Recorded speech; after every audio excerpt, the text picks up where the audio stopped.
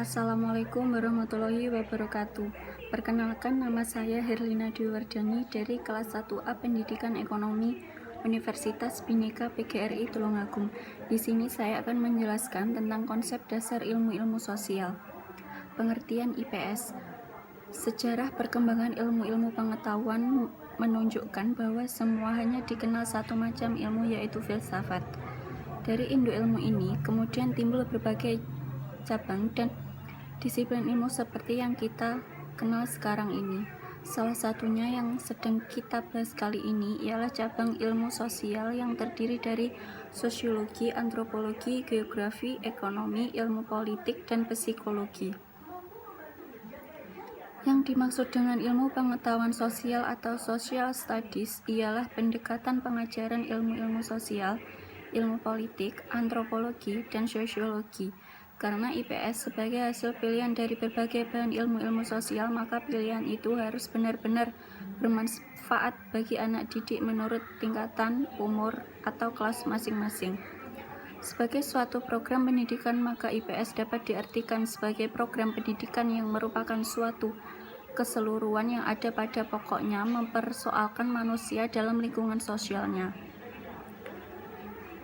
Banyak diambil dari berbagai ilmu sosial seperti geografi, sejarah, ekonomi, antropologi, sosiologi, ilmu politik, psikologi, serta realita masyarakat sendiri. Pendekatan yang dipergunakan IPS ialah pendekatan individu. Pengertian konsep. Dalam ilmu-ilmu sosial, kita mengenal konsep-konsep seperti jarak, arah, dan waktu. Misalnya, 3 konsep ini adalah contoh konsep relasional. Setiap kali kita berbicara tentang jarak, maka kita mempergunakan suatu hubungan atau relasi. Dalam hal ini, kita mempergunakan jarak 2 titik atau lebih. Demikian pula dengan konsep arah, kita mempergunakan titik arah mata angin. Dalam konsep waktu, kita mempergunakan angka tahun sebagai titik waktu tertentu. Setelah kita sadari bahwa konsep membantu kita dalam memahami suatu, baik berkomunikasi dengan teman atau orang lain. Konsep dasar IPS. Konsep dasar merupakan suatu gagasan umum yang biasanya dirumuskan dalam satu kata atau ungkapan yang berguna untuk mengidentifikasikan sekelompok orang, hal, tindakan, atau hubungan yang memiliki ciri-ciri tertentu yang sama. Melalui konsep-konsep dasar IPS yang menjelaskan tentang manusia dan masyarakat sebagai inti IPS, kita akan memiliki acuan dalam pelaksanaan kurikulum IPS dalam proses belajar mengajar. 12 konsep dasar yang akan diperkenalkan berikut ini bukanlah harga coati yang harus diterima guru. Ke-12 konsep dasar ini dapat memberikan gambaran pada guru untuk memilih dan mengganti dengan konsep dasar yang sesuai. 1. Interaksi kerjasama.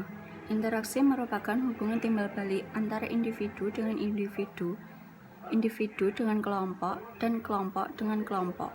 Manusia dalam kelompok sering bersepakat untuk bekerja sama melakukan pekerjaan, memecahkan masalah, dan untuk memenuhi kebutuhan bersama. 2. Saling ketergantungan.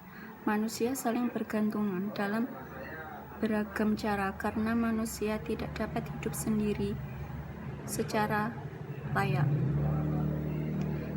3. Kesinambungan dan perubahan. Kesinambungan terjadi karena lembaga perkawinan menyebabkan manusia dilahirkan dan kemudian melahirkan. Perubahan sosial dapat terjadi karena politik, ekonomi, teknologi, dan skala perubahan itu pun berbeda-beda. 4. Keragaman atau kesamaan atau perbedaan. Ada keanekaragaman, namun ada kesamaan dalam masyarakat, dalam kehidupan masyarakat. Ada perbeda-bedaan dalam berbagai aspek. 5. Konflik atau konsensus. Konflik dapat terjadi antara individu dengan individu, antara individu dengan kelompok, antara kelompok dengan kelompok. Konflik dapat berwujud pertengkaran atau perang dunia. Konsensus atau kesepakatan dapat menghindari atau mengakhiri konflik untuk menjalin kerjasama dan menegakkan ketertiban. 6. Evolusi atau adaptasi. Evolusi adalah perubahan yang sangat lambat dalam jangka waktu lama. Dalam proses evolusi terjadi adaptasi atau penyesuaian. Dalam proses perubahan suatu masyarakat dan kebudayaan yang berjalan sangat lambat terjadi adaptasi. 7. Pola diartikan sebagai suatu corak atau model atau bentuk yang sama yang ditiru yang terulang. 8. Tempat atau lokasi. Tiap benda mati yang bergerak atau tidak bergerak membutuhkan tempat atau ruang. 9. Kekuasaan atau wewenang. Kekuasaan adalah kemampuan membuat orang-orang lain melakukan sesuai dengan yang dikehendakinya. 10. Nilai atau kepercayaan. Nilai adalah sesuatu yang baik karena itu ingin dimiliki atau diraih orang. Kepercayaan umumnya diterima oleh suatu masyarakat dan dianggap benar. Tanda pembuktian ilmiah. 11. Sebab atau akibat. 12. Keadilan atau pemerataan. Fokus perhatian ilmu-ilmu sosial. Fokus perhatian setiap cabang ilmu sosial beraneka ragam coraknya. Sebagai contoh, dapat dipaparkan dalam daftar titik berat perhatian ilmu-ilmu sosial. Perbedaan titik berat perhatian membawa konsekuensi bahwa setiap cabang ilmu sosial mengembangkan konsep dasar serta generalisasi masing-masing yang sesuai dengan fokus perhatiannya. Konsep dasar ilmu-ilmu sosial. Bahan pelajaran IPS bersumber dari masyarakat dan alam sekeliling kita. Sekian penjelasan dari saya. Jika ada kurang lebihnya, mohon maaf. Wassalamualaikum warahmatullahi wabarakatuh.